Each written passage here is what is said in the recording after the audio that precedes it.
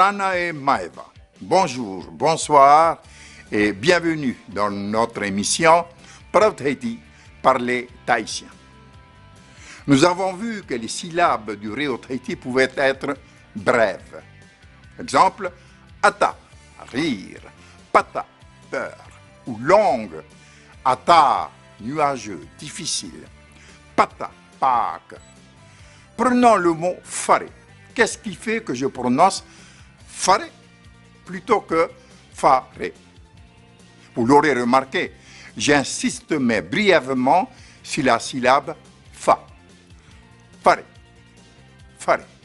C'est l'accent tonique, brève et appuyé sur une syllabe.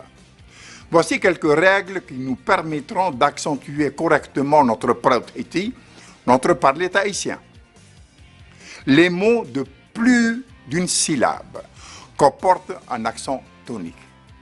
Cet accent tonique n'est pas signalé de manière écrite. La syllabe tonique est prononcée avec plus d'intensité que les autres.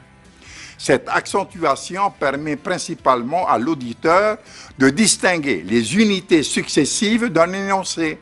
Pour mémoire, les mots français sont accentués sur la dernière syllabe non muette. Dans cet exemple tiré de la méthode Vernaudan-Paya, les syllabes toniques sont en gras et grossies. Nous partons demain pour la Polynésie française à bord de ce navire. Retenons que l'accent tonique frappe généralement l'avant-dernière syllabe. N'oublions pas que chaque voyelle du Réo-Tahiti est prononcée et compte donc pour une syllabe. Écoutez et répétez ces mots avec 2 syllabes. Aro, ere, fare, huru,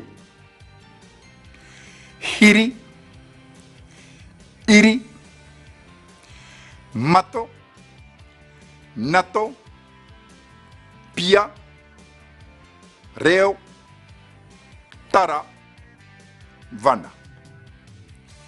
L'accent tonique sur l'avant-dernière syllabe d'un mot a 3 syllabes. Écoutez. Harii, fenua, farawa, horomii, ohipa, pua'a, ta'ata, utu'a.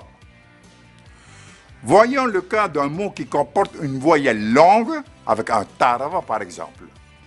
Dans ce cas, l'accent tonique suit la langue. Ne pas confondre le signe tarava avec l'accent tonique. Alors, tavana, patiri, horeo. Parhei et Yorana, au revoir et portez-vous bien.